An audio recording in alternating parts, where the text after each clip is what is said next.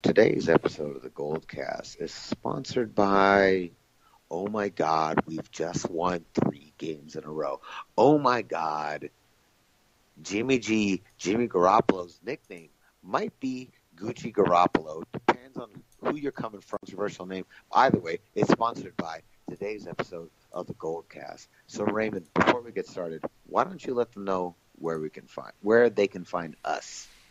You can like us on Facebook.com/TheGoldcast. You can also follow us on Twitter at @TheGoldcast_. You can also follow us on Instagram at @TheGoldcast. You can also subscribe to us via iTunes, YouTube, and Stitcher, all under the same moniker of The Goldcast. Follow, like, subscribe, leave comments, leave reviews. If you like what you hear, let us know in the comment section. Let us know in the review section of iTunes. Share with your friends. Bump us up. Spread the word. Niners are winning. That's always a good thing. So get on the bandwagon. Join the faithful. We like it. We like to hear from you.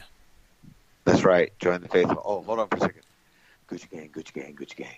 Gucci gang, Gucci gang, Gucci gang. Okay, I'm sorry. I know that's real controversial. We're split right down the middle. Some 49er fans like if you're going Gucci Garoppolo, some don't.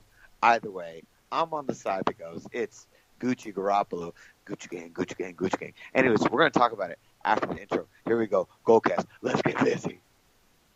San Francisco, are you ready? This is the Goldcast.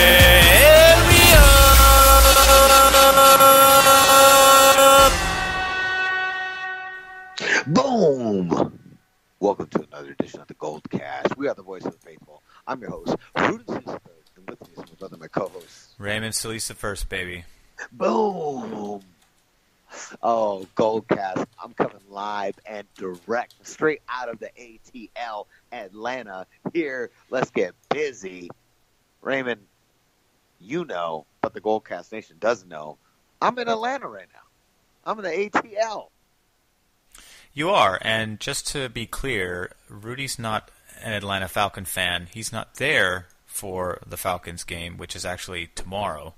But Thank you. He's there for other purposes that have nothing to do with football. It just happens to be a coincidence. So please don't take it the wrong way. If you do, you're a moron. Thank you, brother. Straight up. I couldn't have said it better myself. My brother, the greatest finalist in the game, just dropped it on you. I am only here for a mini honeymoon. It just coincidentally happened to fall on the same day that the 49ers are playing the Tennessee Titans, week 3 of Jimmy Garoppolo. So, Raymond, I've got to tell you about this. This situation is insane. So, here I am. I'm in Atlanta. So, okay, first of all, the times are all messed up. I've heard a lot of people complain about how early the West Coast, the Best Coast, the Left Coast games are. I've heard about this. But if you're not actually from the East Coast, the times are all screwed up. So, Raymond, to give you some perspective, I woke up at like 10 a.m. this morning, and I was told that the first games were going to be at 1 o'clock. Okay, so first of all, 1 o'clock for my brain, that's the second round of games. But here in Atlanta, that's the first round. That's 10 a.m. to you guys on the West Coast. So the first games happening on the East Coast start at 1 o'clock, which is 10 a.m. on the West Coast. Please try and follow. So then the 49ers are the 1 o'clock games. The 1 o'clock games, brother, start at 4 o'clock. In fact, they don't even start at 4 o'clock. They start at 4:25. That is the 1 o'clock games. They start at 4:25 on the East Coast, but they start at 1:25 on the West Coast. Holler if you hear me. Keep going. So then the final game in my world starts at 8:25. In your world starts at 5:25. So the 49 game started at 4:25, but it wasn't the 5 o'clock game. It was the 1 o'clock game. And then the final game for the whole Sunday Night in America was at 8:25, but it was at 5:25 in your world. That was the Cowboys against the Raiders. Can you possibly follow any of this? That's insane. It's like you're in another country. That's what it sounds like. That's basically what it sounds like. To me, it's like, oh, cool. So you were in Argentina, and you were watching sports from Argentina. That's great. I hope you enjoyed that Malbec, and I hope the sun was in your face, and Hope you and your wife were on the beach. That sounds like a great time. Anyways, let us know when you come back through Atlanta, and then come back to San Francisco, and then we'll watch some sports at the regularly scheduled show times. Thank you. Basically, brother, every game you can think of that we love and adore, a.k.a. only games consisting of the 49ers versus somebody, happened like 3 hours later than I was accustomed to. And while that was kind of fun, all right, ready for this? I'm going to drop a bomb on all the Goldcast Nation. So listen. So, first of all, I'm watching this game in Atlanta. I'm at this bar. This entire bar is basically made up of nothing but Steelers fans, and all they're watching. Which we don't mind, by the way. I don't mind Steelers fans. I like the Steelers. That's a good point. And I'll say this. Every Steelers fan I've ever met really doesn't have an issue with 49ers fans because we've never faced each other in the Super Bowl. We've never really faced – well, obviously, we don't face each other in the playoffs. Like, our teams, while we've both accumulated many Super Bowl wins, we've never played each other for those Super Bowl wins. So that's kind of, I think, the reason why we don't need beef. All right, so going back – this situation. So I'm at this Steelers bar in Atlanta, and this bar is rooting for Steelers versus Patriots, the big game that was happening at the same time that the Niners were trying to squash the Tennessee Titans' chances of getting into the playoffs.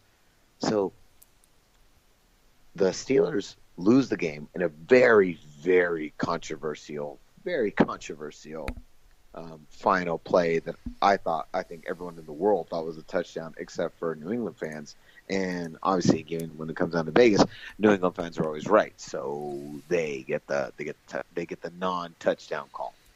So the second that game ended, brother, this was the weirdest thing. So I'm watching all these Steelers fans root for the Steelers. I'm watching all these Pats fans root against the Steelers. Then that game ends in the most controversial of fashions, and Steelers lose the game, Pats win, and all of a sudden, brother, all of those Pats fans turned to my TV screen and started chanting, Jimmy G, Jimmy G, and they started rooting for Jimmy Garoppolo to beat the Tennessee Titans. So can I tell you, as someone who is an avid Boston, Patriots, Celtics, Red Sox, anything, hater. Do you know how weird it was for all the Patriots fans to turn around, look at my TV screen and go, there's Jimmy G, and now we're going to root for Jimmy G, and we want him to win because our Patriots just won. That was so weird. Is that weird? I'm in Atlanta, and Patriots fans are cheering for the 49ers to win because of Jimmy G. So again, we have a situation where you're clearly out of the country. I'm glad that your international travel has been so positive and unique. It's great. Let us know when you fly back through Houston, and then reconnect back to good old California there, because that is bizarro land. That would probably be the only instance in my life that I would ever accept such behavior from Pats fans at all. Because I could care less too. Exactly. I really could, but that's just so weird. I mean, I understand obviously why they're doing it. It'd be like if I go to a bar and the Chiefs game was on, I probably wouldn't chant Alex Smith, but I would be rooting for Alex Smith. Yeah. So let me ask you a couple questions. All right. So having said that, yes, super weird. So I am probably the only 49ers fan in America that right now just sat through a situation where the Patriots fans literally rooted for their team, then turned around and rooted for the 49ers. It was so surreal because I hate the Patriots. I sat through a bar in Atlanta and watched Patriots fans root for the 49ers and Jimmy Garoppolo to beat the Tennessee Titans. This bar went from Patriots to 49er fans within 2 minutes. That's the weirdest fucking thing I've ever seen. So let's go back to this, though. So having said that, how do you feel, because I've already got people coming, the new nickname right now, the new nickname for Jimmy Garoppolo is Gucci Garoppolo. Gucci gang, Gucci gang, Gucci gang. Gucci gang, Gucci gang, Gucci gang. I want to know, Ray, what are your thoughts? I've obviously already hinted at my thoughts. How are your feelings on the new nickname for Gucci Gucci Garoppolo, Gucci gang, Gucci gang, Gucci gang. Well, Gucci gang. the whatever the hell you're saying there in the latter part of the moniker doesn't make any sense. And the former part, unfortunately, just doesn't have a whole lot of substance to it. It's going to be a short-lived, gimmicky thing that probably lasts this week. I don't see it really lasting. I mean, like Joe Montana, Steve Young actually didn't have any monikers that I could think of, at least none that really kind of made it to the mainstream fans. He probably had some in the locker room, and I know Joe Montana obviously had more than one. All of them that were kind of Super Joe, Cool Joe, Broadway Joe, all of those had nice ring to it. But the Gucci thing, I understand it's relevant because that's something that's relevant in these modern times, but I just don't think it has. It's so weird that we're even talking about this. I just don't see it having any long-term relevance to really, maybe somebody makes a shirt out of it and somebody stupidly buys it. But as far as I'm concerned, I don't really care. It doesn't really sound all that snazzy to me, and I think that something better is going to come along. Oh, man, I love Gucci Garoppolo. Gucci gang, Gucci gang, Gucci gang. I love Gucci Garoppolo. Okay, so Goldcast Nation, you let us know in the comments. So first of all, Ray, before we even get like super deep, can we talk about how insane the comments have been on the Goldcast Nation? Like everybody's coming out the woodwork. The comments are insane, and we want to thank you guys. Back that up. Yeah, you guys have been awesome in the comments. I've tried to answer a bunch of them. We've gotten a bunch more since then, and other conversations of users, speaking with other users, which is great because we love to see that. It's not just about talking to us. Of course, we like to see how you guys talk amongst each other and how you guys, spin ideas and spin your football thoughts around amongst each other's too. That's obviously really awesome to see. But we do really appreciate all the support and all of. Thank you and welcome to all of our new subscribers. It's hard to go through all the names here, but most of them have been on YouTube. So we really appreciate the support. Keep sharing, keep sending out information. There's going to be a lot of new changes that we'll get to towards the end of the show coming in for the new year that I think a lot of you guys will be excited about, and we'll save the details for that later. But definitely time to get into the game here, because I know you're all wanting to hear about that. I know you guys are. Yes, Raymond. Let's give a little bit of hint of that. So the Goldcast, first of all, Goldcast has been blowing up.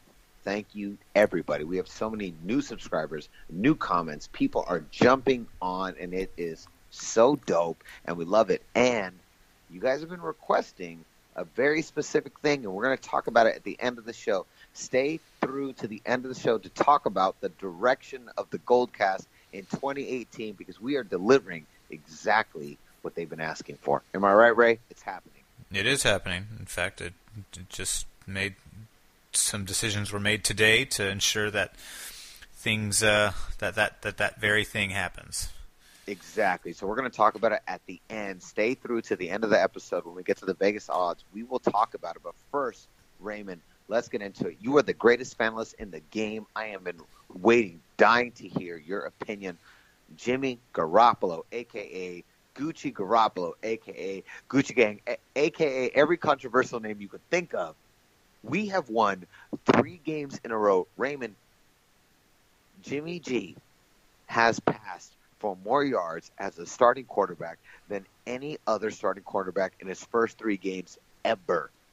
He has passed for back-to-back 300-yard games for the first time since 2000. Raymond, I want to hear your thoughts. Jimmy G is the truth, and he is putting it down super hard in these first 3 games. Ray, you're the greatest panelist in the game. Tell me, what do you think? Well, I thought when we reviewed this last week that there would kind of be a similar situation where in Houston. Now remember, Chicago was a middle-of-the-road defense with a subpar passing or middle-of-the-road defense in both categories. So not very good, but not great. Not very good, but not terrible. Houston was a top 10 rushing defense and a subpar passing defense, where they did pretty good against Hyde, and Hyde actually had some pretty good runs against them. But Jimmy G, because they were forcing Jimmy G to beat him with their arm, they tested Jimmy, and Jimmy kind of carved them up. in zone coverage, in man coverage. And now we go over to Tennessee, where they are a top 5 rushing defense that clearly shut down Carlos Hyde and Matt Breida. I mean, neither of them had more than 25 yards. So I expected something similar where they were going to force Jimmy G to beat him with their arm, and if that was the case, that their passing defense was just as good just as below average as Houston. Meaning that if that was going to be the case, then I would expect similar results. Meaning Jimmy G would have a really strong passing game. I was hoping he would get into the end zone more than once. Again, just got in there at one time, but we see the results coming into again where Jimmy G is extremely efficient in passing, where he just threads the needle between defenders. There was a couple times where he had some risky balls thrown, and Marquise Goodwin kind of bailed him out. There was the comebacker that he wrestled away from the defender in one play. Then there was the fade route into the end zone that he basically turned into a defensive back and slapped the ball out. So that was a couple times where he bailed him out. But other than that, there was the amazing rollout play where he rolls out to his right in the end zone and then finds Garrett Selleck on the run, making a terrific throw and basically only put it where Garrett Selleck could find it, and it was a really low trajectory throw. I mean, it's just so many different plays. I don't want to interrupt, but Raymond, holy crap! Can we talk about the Garoppolo Selleck connection this week? Jesus Christ, it was insane. It was insane. Yeah, or how about Kendrick Bourne, the guy who came in? Yeah, he had a couple huge plays. He'll continue. So just really, really efficient day overall. I just kept seeing, making plays. The third down percentage was really, really high again today, over 50% or around 50%, I believe it was. So Trent Taylor was brought back into the game after kind of disappearing last week. He was brought back in and made some huge conversions. Not a lot, but it's some huge conversions on third and long. Yeah, I mean, rushing, we did not have a very efficient rushing game for again, third week in a row where we've really struggled to establish the run, and it's going to get marginally better against the Jags, but it's going to be the exact inverse of the Jags, where the Jags will have a okay rushing defense, but in the best pass defense in the NFL. So that will be a huge test for Jimmy G, and we'll get to that. But let's just stick to today's game, or this game right now, for all intended purposes. Again, 50% in third down conversions. They were 7 for 14. Amazing. Jimmy G nearly had 400 yards, 381 yards, 31 for 43.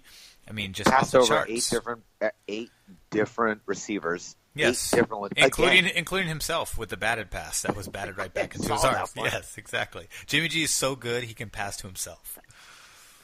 So hold on.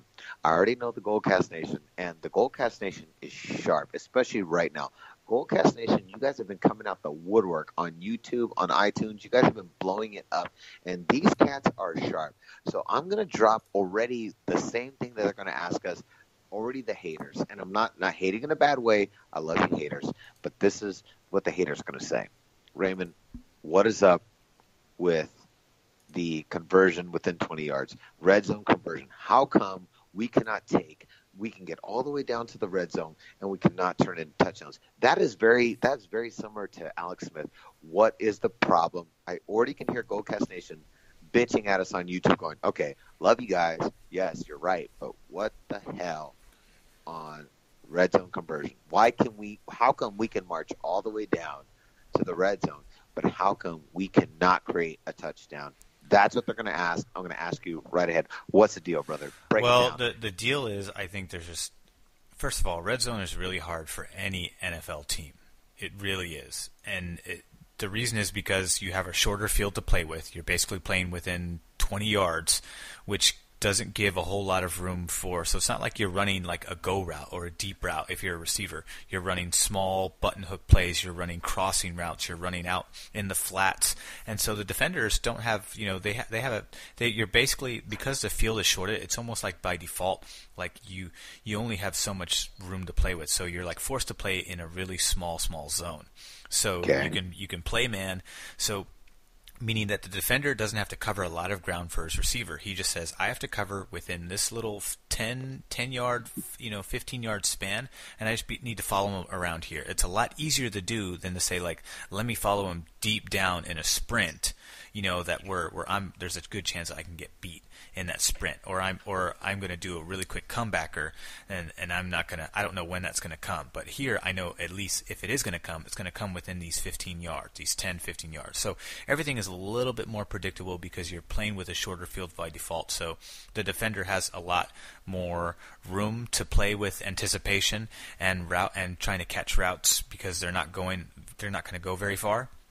So that's one element. The other element, which I think is the bigger element, at least as the Niners are concerned, is that we just are missing kind of that big threat. We're missing that that big Jimmy Graham threat. I mean, Garrett Sell has come through the last few weeks, of course, with some touchdown grabs, which has been terrific. So Marquise Goodwin has been playing his mind out. Another game with over 100 yards, 10 receptions. The last 3 games have been insane. He's on pace for 1,000 yard season. So. But with only like half a season, which is insane. Right. Well, I mean, half a season with a good quarterback. Yes, exactly. I mean, That's what I mean. But he obviously doesn't have the touchdown numbers to kind of match some of the more elite, wide receivers out there like Antonio Brown. But he's getting there with more talent put around him, and Pierre Garçon coming back next season. That'll obviously change the dynamic of passing threats and make us even more potent on the field, which will open up our red zone efficiency because obviously we don't have that there. The other aspect of it is we had no running game. Carlos Hyde only had 25 yards. Off of 16 attempts, 25 yards. Matt Breida only had 5 attempts for 16 yards. So Matt Breida couldn't even get more yardage than Carlos Hyde's attempts. So I mean, Goodwin had the best run of the day. The one running play that was given to him, he got 10 yards off of, and I believe that was in the opening drive, which is a very good drive, by the way. But the no huddle drive in the fourth quarter that led to the Robbie Gould winning field goal, that was amazing. Just some huge holes let up by the defense, and Jimmy G just hit those guys almost like he knew it was coming, and got huge chunk yardage plays to put Robbie Gould in position to get that game winner walk off. It was just amazing. Garoppolo is just 3 games straight. We've seen the exact same Jimmy Garoppolo all 3 games. We've faced anywhere from middle of the road to below average defenses in the passing game, which is a sign that says, hey, regardless of whether this is a losing team or in Tennessee's case, a playoff contending team, Raymond, Tennessee was trying to solidify a position in the playoffs in the AFC. This was their chance. This was their chance. This was it. If they win this game, they go to the playoffs. If they lose, they got to wait another week, and we stopped it. That says a lot. Well, it does, because everyone was saying, you beat the last 2 weeks, you beat 2 4-9 teams. It's like, okay, great, but how do you do again? Here's another big test where we're playing a playoff team. So next week will obviously be another huge test with the Jaguars, which we'll get to. But here was another big test where I think that Jimmy G answered the call yet again. And I get it. So better running defense, and they took away the running game from us. But even if we have to become one-dimensional with Jimmy G, he's so good at throwing the ball. I mean, his completion percentage was 72% today. 72% against a defense that statistically was just as good or as bad as Houston's. But still, they had the inverse record. This is an 8-5 team. This is exactly an 8-5 team that came into San Francisco, and in order for them to clinch a playoff spot, had to beat us, and they lost.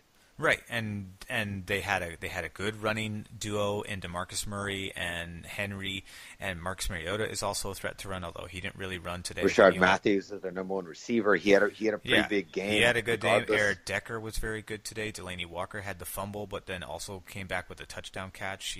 Davis had a few catches for I think 20, 26, 28 yards.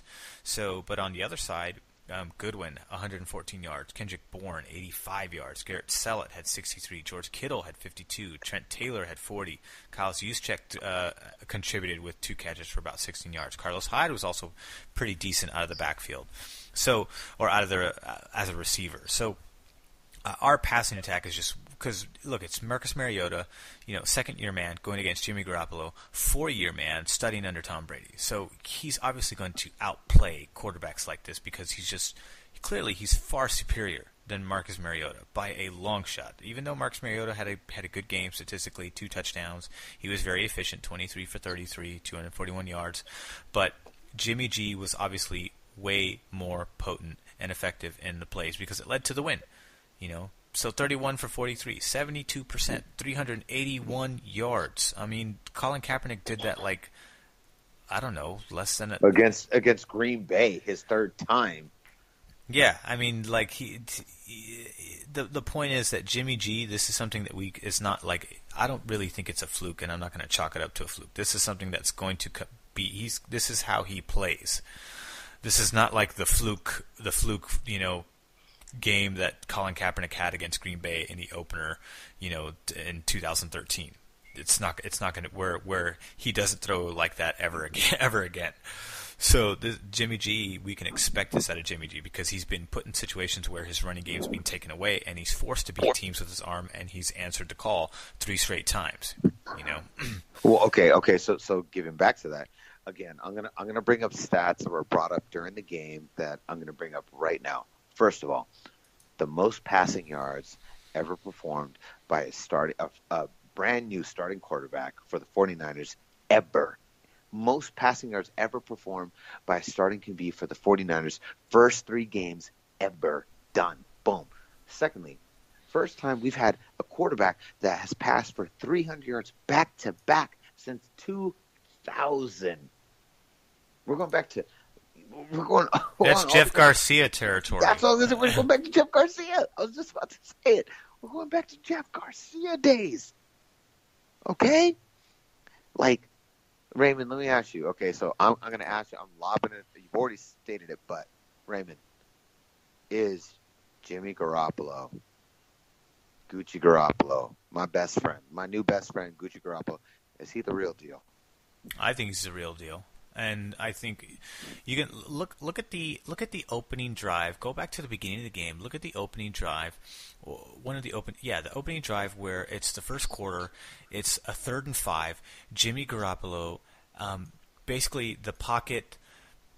So he's in shotgun. He gets the ball immediately. The pocket breaks down. He gets flushed out to his left, and then he's throwing off balance, and he just throws this little floating lob that lands right in front of Trent Taylor, and Trent Taylor has to make a diving catch and converts the 3rd and 5.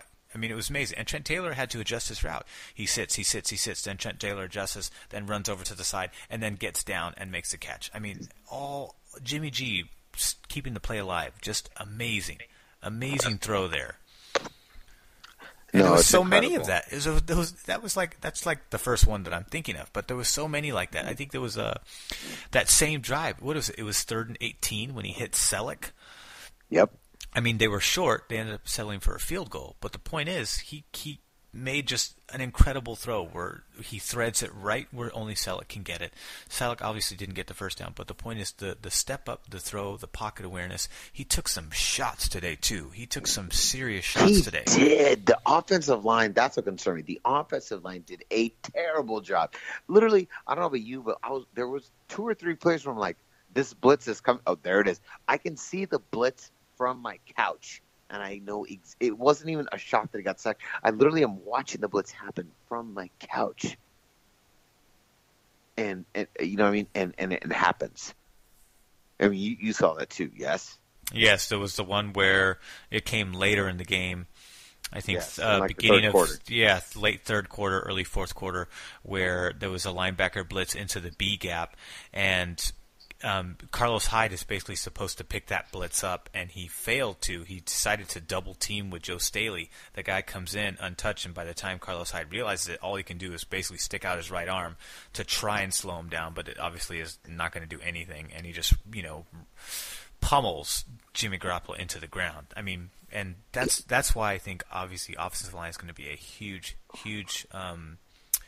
priority for them going into the draft and even in free agency, because if Jimmy G continues to take hits like that, he's only human, and he's not exactly the biggest quarterback. He's not a Cam Newton, and meaning that if he continues to take, and he's not. We've already seen. It's not like when you're coming in for the sack, that guy can break off for a 95-yard run. He's not the fastest dude in the world. He's a pocket passer. He's not fast, and running is not something he thinks about or is it's something that he looks like he doesn't even consider.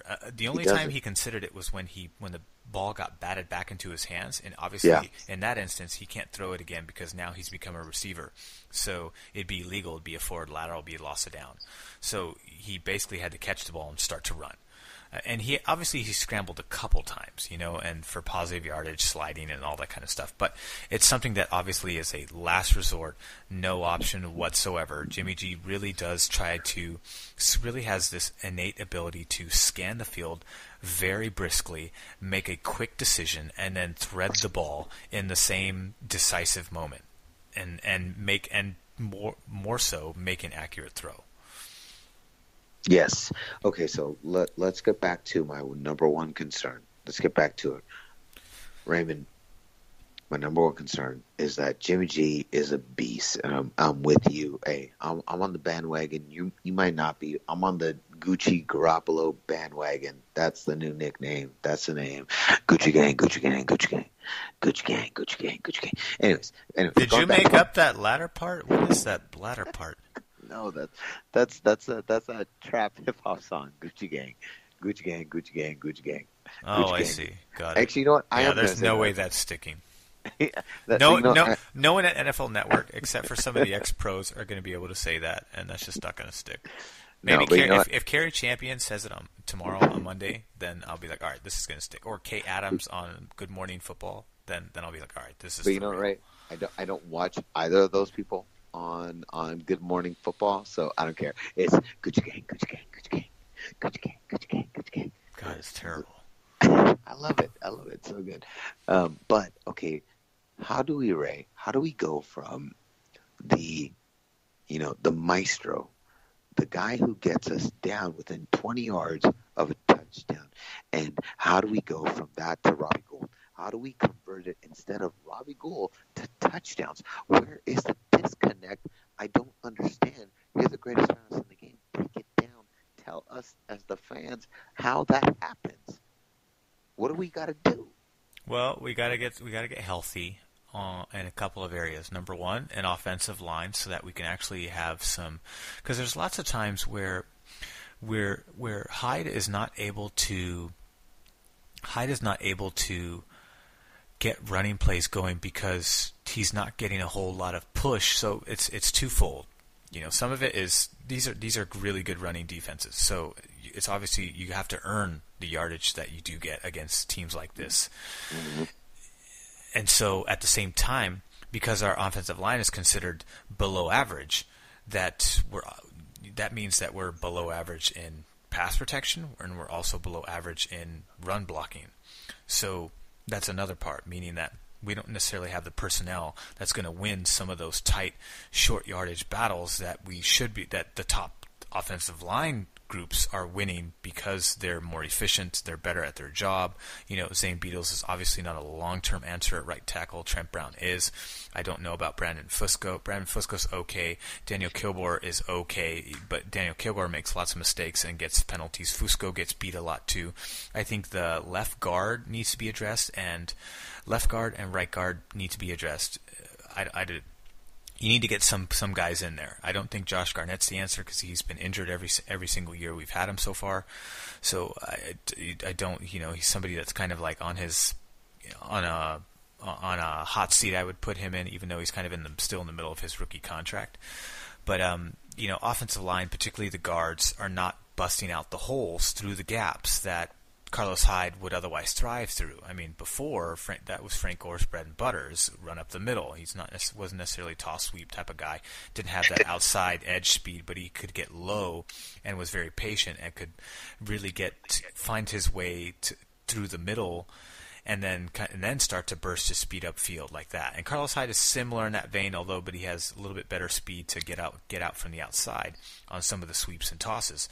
But if we want to get more, in order to convert more touchdowns, to make a long story longer, basically we need a better number one wide receiver threat, and we need better offensive line to get some better run blocking so that Carlos Hyde and Matt Breida can get some more penetration. At the same time, they were facing the fifth best rushing defense in the NFL, and that's obviously going to play a factor too. So you're saying, okay, so let me break this down for the Goldcast Nation. So you're saying one more season. We got to power through the next 2 weeks. Is one more season. Yeah, we're just not there. It's going to be a lot harder next week too. A So lot harder next week. Well, we're about to jump into that, but I feel like what you're saying is that like we're just one season away. Like it's just not here this season. Like he just doesn't have the weapons. He just doesn't have the weapons to make this happen. Yes, but here's the good news. Where before what's the good news? Before Halloween, we were thinking, gosh, we need so many pieces, including a quarterback. This is going to be a 2-3 year process. Where if Jimmy G continues to play like this, I'm pretty much convinced that this is what we're going to get from Jimmy G game in and game out. So yes, if we build around that now 2-3 year trajectory has now become a 1 year trajectory, because we can already see a huge dramatic difference in the confidence of the team, the way they're playing, their efficiency on defense and offense, the receiving core, even though the fact that they're young and they lack a lot of experience. If that's the case, then we're basically, a handful of pieces away, on both sides from really contending for a playoff spot next year. I think there's a really good chance that we get back into the playoff hunt next season, simply based on what we're seeing from Jimmy Garoppolo now. Oh, and I don't think it's really too far-fetched to even be talking like this. No, I don't. I'm with you 100%. Okay, so moving on. Let's move on to one of our final topics of the evening. Jacksonville at San Francisco. Raymond, tell me, where do you think the Vegas odds are? This is a huge game. This is the nastiest, meanest, roughest defense Jimmy Garoppolo has faced thus far as the 49ers quarterback. Tell me, what are the Vegas odds? Jacksonville at San Francisco. What do you think they are? Tell me the exact number. Not a between this. I want the exact number. What do you think Vegas puts it at? I think they got Jacksonville up by 7 points, 7 to 14 points. Well, hold on. 7 or 14? Give me the exact number. I'm going to say 10 points. Ooh. Raymond, your initial guess of 7 was closer. They have Jacksonville -5. 5-point favorites. Now, Raymond, and I'm with you, this is the toughest challenge yet. The question is, do you take that bet? I think this is going to be a little bit too challenging for the Niners, because we just don't have enough personnel to be able to keep up with a team like this long term. For 4 quarters. For 4 quarters, yeah. Defensively, this is the best pass defense in the NFL. So this is where Jimmy, I think, is going to see some growing pains. And I'm not being pessimistic. I'm just being realistic, because this is the NFL. These are pro players. So here's the flip side, where the last few weeks we've played good rushing defenses and subpar passing defenses. This is going to be the exact opposite. Where now it's the inverse, where we're going to face a really good passing defense and a subpar rushing defense. So this is now a chance, not necessarily for Jimmy Garoppolo to bail out this team. This is a chance for the offense to really get a little bit more balanced, with the running game helping to support Jimmy G's effort, because this is a below average rushing defense, and this is the only weakness that the Jags have, is that they're not very good against the run. So if Carlos Hyde and Matt Breida can really establish something for Jimmy Garoppolo, that will open play action pass and force them to not have to necessarily force us not to be one-dimensional. Because if they take away the run and force us, Jimmy G, to beat him with their arm, we're gonna play right into Jacksonville's game. They're gonna say, "Go ahead, do that." That's what we want you to do. We want you to play against all of our top corners. So expect a lot of man coverage. I expect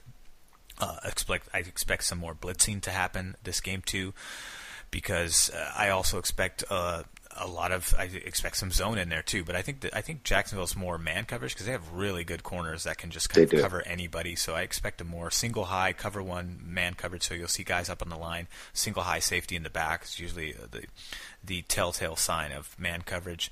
But offensively, this is a team that's also the number one rushing team in the NFL. So and the Niners are struggled against the run, pretty much all season long. So I don't expect them to all of a sudden, show their best, rushing defense ever, because our rushing defense is not as about as good as Jacksonville's rushing defense. So give or take a few ranks. So you're saying Vegas says Jacksonville by -5. You're saying maybe take that bet. I think you should take that bet. And I would say, in fact, it hurts. It hurts. It does. I think Jacksonville gets the over on that. Okay. All right. There you go. They say Raymond says he takes the over. Now, before we finish, Raymond, let's address the comments on YouTube, because people have been asking for the Goldcast Nation to take it a step further. We kind of hinted at the beginning of this episode that we were going to talk about the direction of the Goldcast Nation going into 2018. Do you want to drop it or should I drop it? You let me know. Where should we go? Who wants to drop it? Go ahead. You can announce it. Okay, so 2018 Goldcast Nation. We have heard your requests. We already believe this is where we needed to go anyways. But then your requests on the comment section have only solidified where we thought we were going to go. Goldcast Nation coming in 2018. We're going to be live and in person in 2018. You will see our faces. You will see my vintage 49ers gear. You're going to see my vintage Giants gear, my vintage Warriors gear. You're going to see my brother, the greatest analyst in the game. We are coming to you on YouTube live and direct. We're going to be not only live broadcasting the Goldcast every Sunday night. You're going to be able to see it live, but you're going to see our faces per your request. Literally, Ray, tell them. We had people going, yo, we want to see your faces or we're going to drop the Goldcast. So then we had to do it. We already were talking about it. Well, we were already talking about it. We weren't doing it because people were threatening, because that's stupid. If one person puts a comment and threatens, says, get cameras or I'm not going to sub, screw yourself, okay? I don't talk to other YouTubers like that. That's bullshit. I follow like a couple dozen YouTubers, and all the comments I've left, none of them have ever said, do this to your show or I'm going to unsubscribe. I'm out. Yeah, or I'm out. Like, okay, geez, I forgot that your one sub accounted for the hundreds and thousands of other subs that we've got. So anyways, I'm not trying to single that one guy out, because in other words, what he's saying is like, hey, I really like to watch YouTube content where I can see the people that are doing the podcast and I can kind of see their facial reactions. I get that part. So I get where he's coming from. He just articulated it very poorly.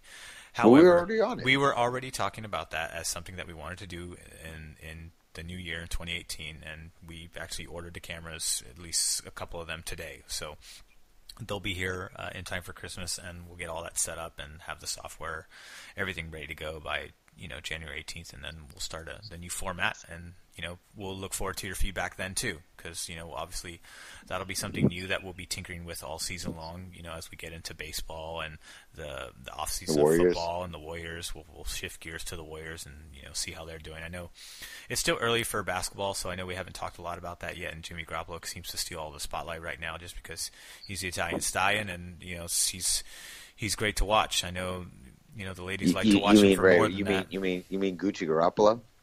Gucci gang. See, here's the thing. Italian Stallion doesn't even sit either, because that was something that was given to a fictional character in Rocky Balboa. So that was something, even that's something that I've been saying, because it has a nice ring to it. I don't think that's going to stick either, because I haven't heard anybody say that other than me. And B, it's something that we associate Rocky Balboa with, not Jimmy Garoppolo. Right. Gucci gang.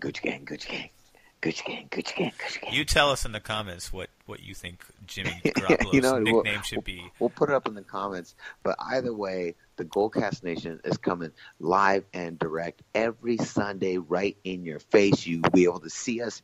Everyone's wanted to see us. Raymond, you back me up on this. The Goldcast Nation isn't ready for Rudy III's vintage 49er gear. They're not ready for this shit. I got so much of it. They're not. I mean, I might be in work clothes when this happens, but I might have time to put on some Niner gear as well. I know I've got some cool gear that you've given me that I've also collected over the years. So, but tell them that they are not ready for Ruiz III's vintage 49er gear.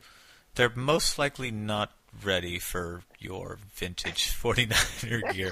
I'm just repeating exactly what you told me to say. You're totally repeating.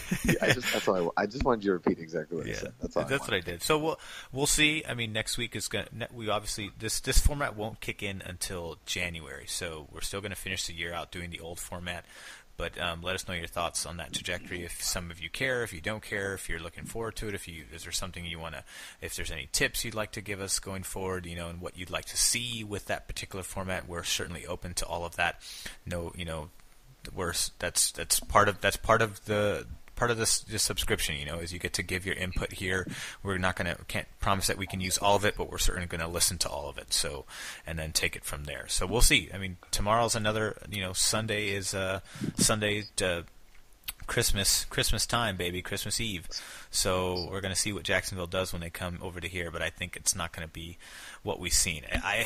I would love to be wrong, but this is a pretty elite team that we're coming against, and their only weakness is they're a poor passing team. So they're basically a better version of the Tennessee Titans, where they're run heavy, pass second. But Blake Bortles has been playing a lot better. Only this is the best rushing offense going against the best, with coming in the best rushing offense with the best passing defense coming in here. So this is the number one team. They're 10-4. They just absolutely destroyed Houston today, and I know Houston's a terrible team, but I don't expect us to get blown out like that, but I do expect Jimmy G to struggle, and I expect Carlos Hyde to play better. I agree 100%. It's going to be a way tougher game. There's a part of my brain that's already looking towards week 17, New Year's Eve in LA. I'm going to be there. Yes. We're not there yet, though, but yes. We're not there yet and don't want to get ahead of ourselves, but that'll be a competitive contest, that's for sure. It won't be what happened today. We don't want to get ahead of ourselves, but I'm with you. This is going to be a rough one. Vegas is already saying Jacksonville -5, and we're saying, as much as that hurts, you probably should take that bet. On the flip side, though, the Goldcast Nation, we are delivering. We are coming live and direct every Sunday starting in January. You will be able to see Reese III and his co-host, his brother, Raymond Solis Bros. You need to get on it because we are there. And you already loved us to begin with. Y'all ain't ready. I'm sorry. Ray, I'm going to just drop it again. You are not ready for Reese III. You're not ready for my vintage 49er gear. You guys love me. I'm telling you right now. I'm going to put the test out to all of you 49er faithful. You think you're a 49er fan? Come at me with your 49er vintage gear because I am about to drop some gear on you. They're not ready, Ray. I'm talking my Joe Knows football T-shirt, my Legacy 49ers jacket. I'm talking. Don't spill the beans yet. Wait right, for the right. wait for the camera to come on, and then you can show them. You're right. I'm gonna stop because they're not ready. You guys want to come us live and direct? We're coming at you live and direct. But I'm telling you right now, you guys are not ready for my 49er vintage gear. I'm going to come at you guys super hard. So if you're a 49er faithful fan and you love the Goldcast, you better come at us with your straight-up hardest gear because Rui Solis III and his brother Raymond Solis I, we're coming at you guys with the hardest gear. All right, Raymond, before we go, you let them know where can they find you. You can find me on Twitter at Ray Solis as well as Instagram at RaySolis1. Boom. You can find me on Instagram, RudySolis3, and then on Twitter, RudySolis3RD. Thank you for our new followers who followed us on Twitter and let us know. Said, hey, we're following you on Twitter. Awesome. Thank you. We're going to keep dropping for you guys. You guys are the best. Thank you so much. The last couple weeks on the Goldcast Nation have been insane, and we want to just drop it. Thank you to everybody who's been following, dropping the comments, supporting not only us, but the Goldcast, 49er Faithfuls. Let's get busy. We got a couple more games. Let's close this out strong. Let's make it happen. We'll see you next time.